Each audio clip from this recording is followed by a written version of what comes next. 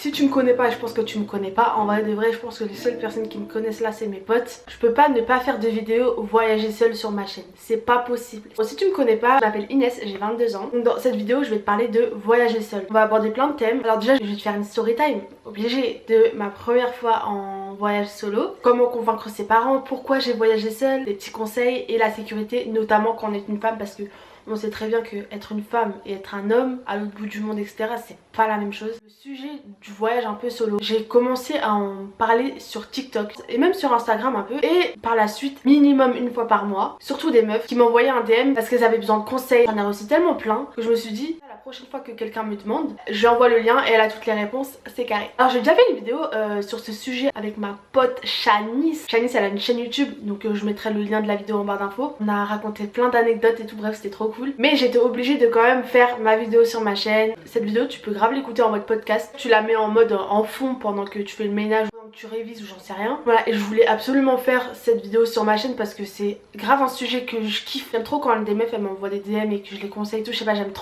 trop. Et je pense que j'ai pas mal de crédibilité à faire cette vidéo parce que j'ai fait Mexique solo, Turquie, l'Écosse, Londres, Jordanie, Bosnie, et je crois que c'est pas mal déjà. Donc je pense que j'ai de la crédibilité un peu et je sais pas, c'est trop un sujet que j'aime trop aborder. Le contexte est posé, je vais te raconter comment cette aventure du voyage solo a débuté. Alors c'était pendant l'année de mes 20 ans, donc c'était en 2020. On était en pleine période de couvre-feu, de Covid, enfin vraiment c'était la galère. Et moi à ce moment-là j'étais en alternance, mais vraiment en full télétravail. Et même mes études c'était en full distance. En full distance, ah je déteste les gens qui parlent franglais, mais je suis vraiment la première qui parle franglais. T'es pas down ou quoi?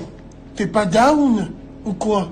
Qu'est-ce qu'il a celui-là? Comment je les déteste, ces ratailles qui parlent mi-anglais, mi-français. On était à distanciel à 100% quoi. Et du coup c'était l'année de mes 20 ans. Quand t'as 20 ans c'est un peu un autre cas. Vraiment l'année de mes 20 ans en fait je sortais pas. Et en fait cette idée de voyager seule elle me trottait depuis plusieurs années dans ma tête. Je savais qu'un jour j'allais faire un premier voyage toute seule. Je sais pas pourquoi mais ça me trottait dans ma tête. Je regardais des vidéos à propos de ça et je tombais souvent sur la maison, le corps et l'esprit, donc c'est une youtubeuse. Et même il y avait Shanice. Je voulais trop faire ça au moins une fois dans ma vie tu vois. Ce qui s'est passé c'est qu'un soir il y a Emmanuel Macron qui a annoncé je crois un couvre-feu. Un deuxième couvre-feu, un truc comme ça. Et je sais pas, j'ai pété mon crâne. Vraiment c'est le terme exact, j'ai pété ma tête. Je me suis dit wesh, j'ai 20 ans, couvre-feu, il y a tout ça qui se sont mélangés. J'ai regardé sur mon téléphone et j'ai tapé tour du mondiste. Et en fait à ce moment là ils avaient une page où ils répertoriaient tous les pays et à côté ils mettaient les restrictions liées au Covid. Le tourisme il était mort, mais il y avait un seul pays où ils demandaient juste un test Covid et c'était le Mexique. Et le Mexique faut savoir que ça a jamais été un pays où je me suis dit ah j'ai trop envie d'y aller et tout, ah mon rêve et tout. Pourquoi pas un jour tu vois. Je garde ça dans un coin de ma tête. On était mercredi ou jeudi et je vais quand même voir les billets. Je me dis ok c'est pas excessif, c'est genre 650 €. Moi je suis une grosse pince déjà de une, mais de deux je sortais pas. Du coup tous les mois mon salaire il partait dans mes économies, enfin j'y touchais pratiquement pas. Du coup j'avais grave de l'argent sur le teco et je savais que j'allais avoir une semaine de vacances. Et quand je pense à une chose, tant que cette chose je l'ai pas accomplie, bah elle restera dans ma tête. En fait je suis trop déterre. Du coup j'en parle à ma mère et elle me dit ouais genre en mode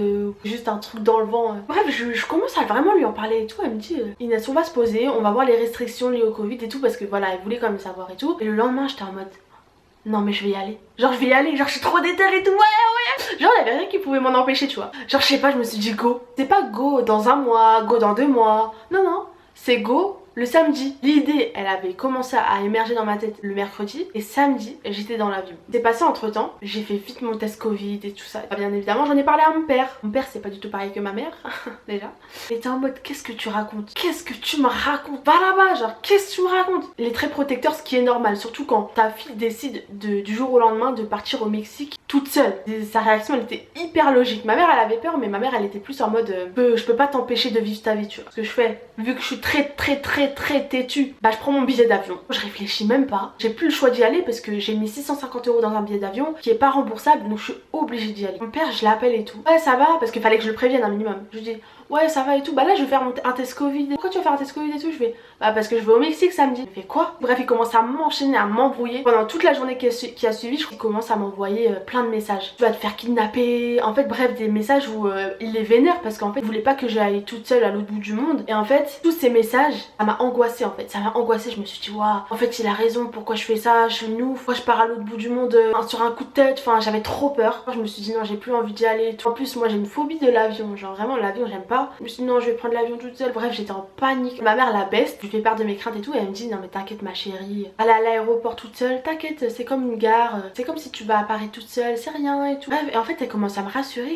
et je dis ouais j'avoue. Donc j'avais toujours hyper peur d'y aller, donc j'arrivais pas à dormir. Et voilà, j'avais hyper peur, mais ma mère quand même elle m'avait convaincue d'y aller, tu vois. Et surtout que j'avais mis 650 balles dans un billet d'avion, donc je pouvais pas ne pas y aller. Donc cette décision c'était mon plus gros one life de ma vie. Je vais à l'aéroport, déjà je pleure, genre je pleure à torrent. On va dire que je lâche quelques larmes et tout, je me dis ouais je suis folle, genre je suis folle. Et mon père, comme il savait que c'était bon, que voilà, sa fille elle allait partir coûte que coûte, il m'envoyait des messages en mode fais attention à toi, etc. Au bout du compte, ça s'est très bien passé. J'ai passé 2 semaines incroyables. Genre vraiment incroyable. Le Mexique, je pensais pas que j'allais autant aimer. C'était magnifique. Et en fait, je pense que ça avait une saveur spéciale parce que c'était pendant le Covid et du coup, il y avait très peu de monde. Il y avait principalement, tu vois, des touristes américains, etc. Par exemple, il y avait tellement peu de monde que j'ai pu nager avec des tortues toute seule et avec un guide. Non, c'était là, j'ai envie de pleurer rien qu'en y repensant. Parce qu'en fait, j'ai toutes les images dans ma tête. Je veux pas pleurer.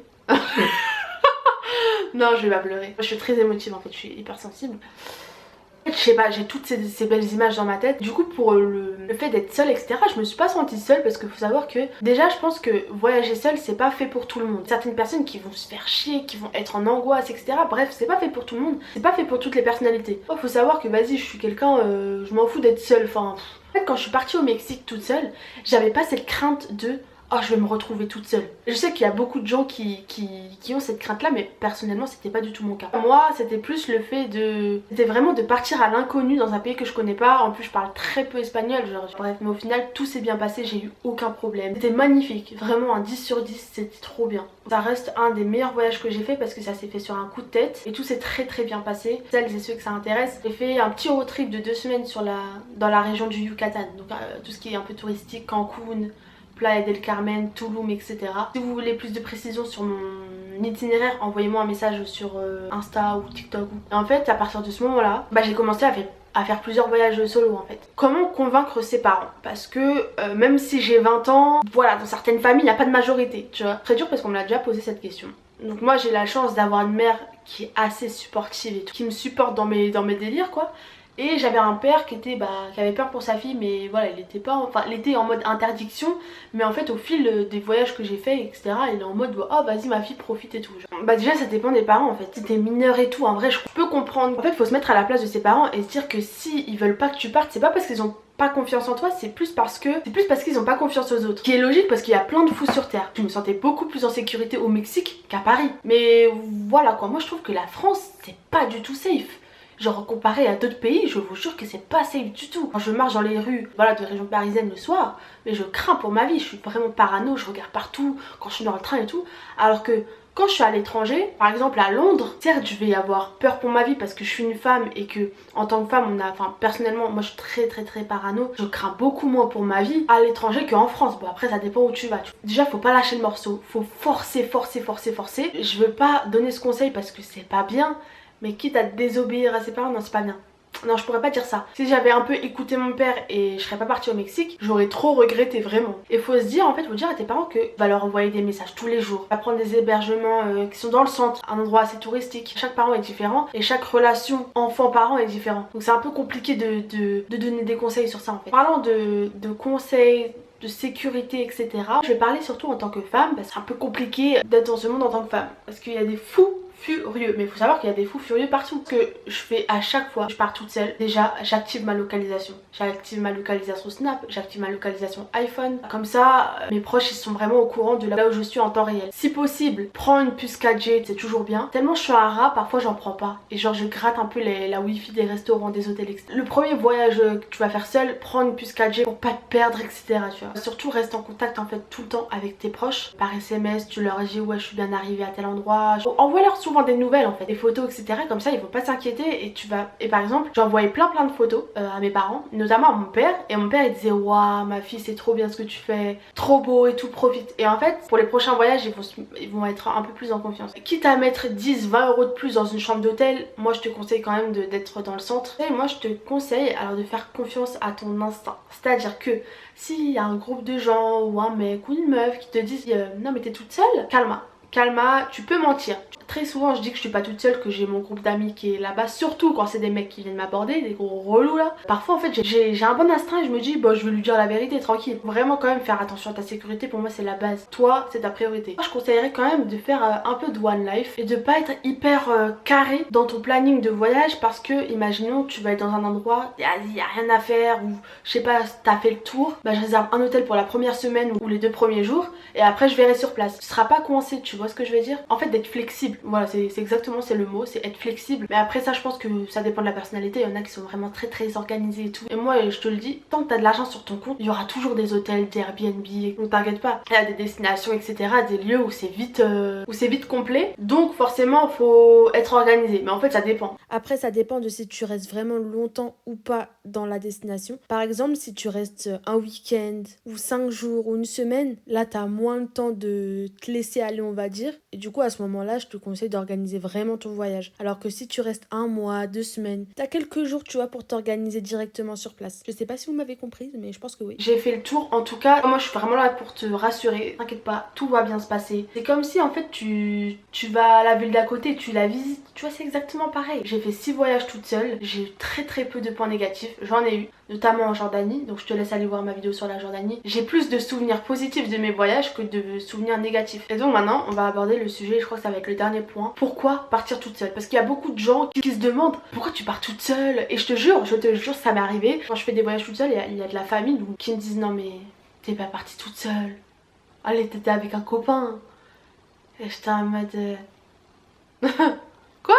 Genre, hein? Laisse-moi tranquille. Je pensais que je mentais, tu vois. Bonsoir, non? Pourquoi j'ai commencé à voyager toute seule? Donc déjà, voilà, l'année de mes 20 ans, j'en avais marre et tout. Je voulais en fait marquer le coup pour mes 20 ans et me dire que non, j'allais pas rester toute l'année de mes 20 ans enfermée chez moi, c'est pas possible. C'est pas comme ça que je vois la vie. C'est pas comme ça qu'on imagine la vie. C'est pas comme ça qu'on imagine la vie, pas comme ça.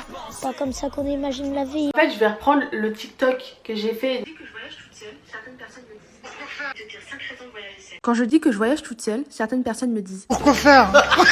Du coup, je vais te dire 5 raisons de voyager seule. Déjà, c'est une excellente manière de faire le point avec soi-même et d'apprécier sa propre compagnie. Et je vais pas te mentir, se retrouver seule face au monde, face à la nature, c'est indescriptible. 2, tu dépends de personne, tu fais ce que tu veux, tu fais ton propre itinéraire, ton propre programme, bref, t'es juste libre en fait. 3, c'est l'aventure. Tu te jettes un peu dans l'inconnu, du coup si t'as des galères, tu dois te débrouiller toute seule, ça permet de prendre en maturité et ça peut aussi aider à vaincre la timidité. 4, les rencontres. Quand t'es toute seule, t'es facilement approchable, donc ça peut amener à rencontrer et discuter avec des gens et ces rencontres peuvent parfois durer même après le voyage. Quand t'es seule, ça te force à penser et perso à ces moments-là, je me dis Dieu merci et je suis reconnaissante de là où je suis et de ce que je vis. Je sais pas si j'ai fait le tour, mais si t'as des questions, n'hésite pas, je réponds à tout. En tout cas voilà, j'espère que cette vidéo t'aura plu et t'aura aidé. Et t'inquiète pas, ça va bien se passer. Et même si ça te plaît pas, au moins t'auras essayé et qui ne tente rien n'a rien, ça c'est ma devise. Et si t'as un peu peur et tout, va dans une ville à côté de chez toi, dans ton pays, tu peux vraiment te dépayser juste en allant à Londres. Si t'as peur d'aller à l'autre bout du monde direct, va à Londres, t'as 2h30 de train. N'hésite pas à me faire des retours en commentaire si t'as déjà voyagé solo, des anecdotes, etc.